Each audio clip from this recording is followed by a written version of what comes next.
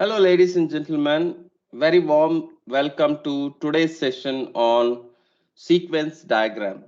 It's yet another very interesting topic of behavioral UML diagrams, and it helps us to understand how one state or the one sequence of events that occur from stage by stage we will try to understand.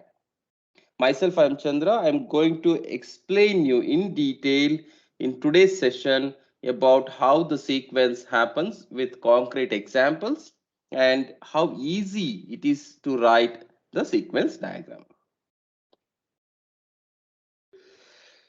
Sequence diagrams are a type of behavioral diagrams, and sequence diagrams are interaction diagrams that details how operations are carried out. Means how long was the operation, how the operation was carried out in which sequence, and they are captured interactions between the objects, means one object, how the interaction happens with the other object in the context of collaboration.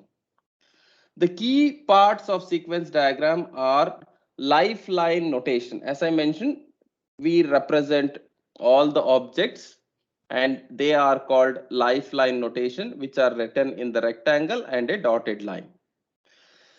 Then the second notation what we use is called activation bar. Means in this line how long this object was active in this sequence. So that is represented with the rectangle, vertical rectangle.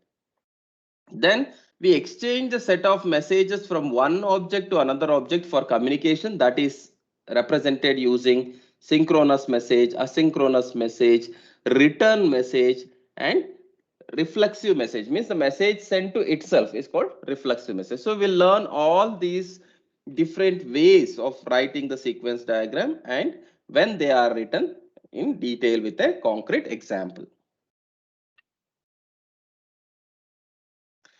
Now I would like to take a very easy and very common use case, that is the ATM use case.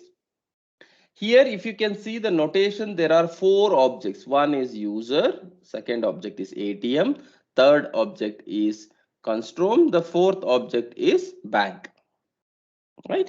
And we have written the lifeline. So as we learned in our previous slide, right? Lifeline notation, these are the objects with the dotted lines.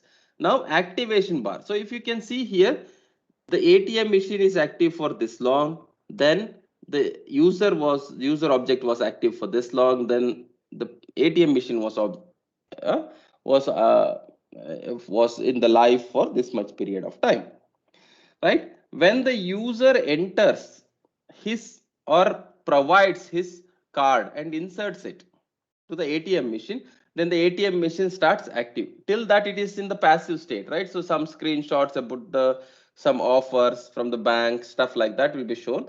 But as soon as you enter the ATM card, the ATM card ATM machine gets activated and it shows a blue color screen for requesting for the pin. Means it was active and it is requesting for something.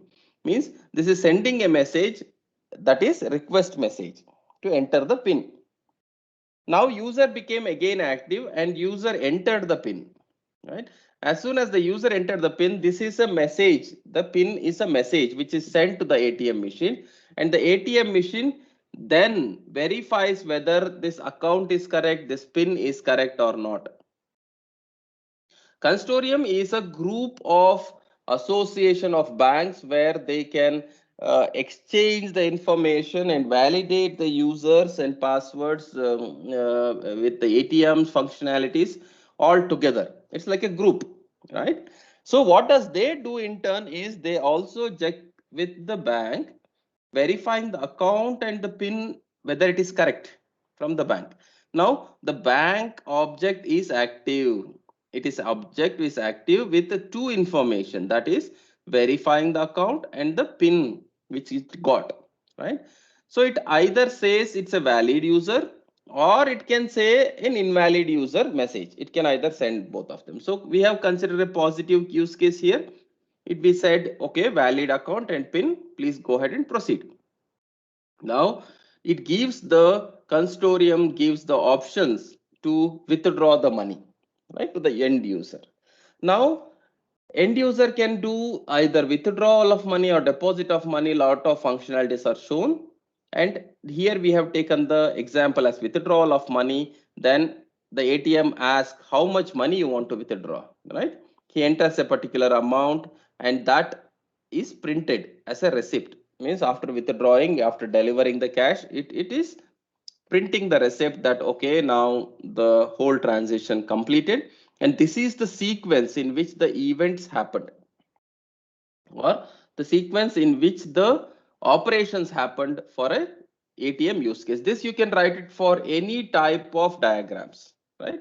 As simple. So it doesn't need to be always some sort of tool. You can also write this in your paper and pen with simple square box and dotted lines and enabling then how long it was there, and with the message information in the direction it is going, right? How long this was active, all these things you can represent it very easily. In our next video, we will learn about deployment diagrams. And with this, you will be learning in the whole series how the all different types of UML diagrams to write with a concrete example. If you are not watching those videos, please go ahead and look into all UML diagram videos. Thank you very much for listening.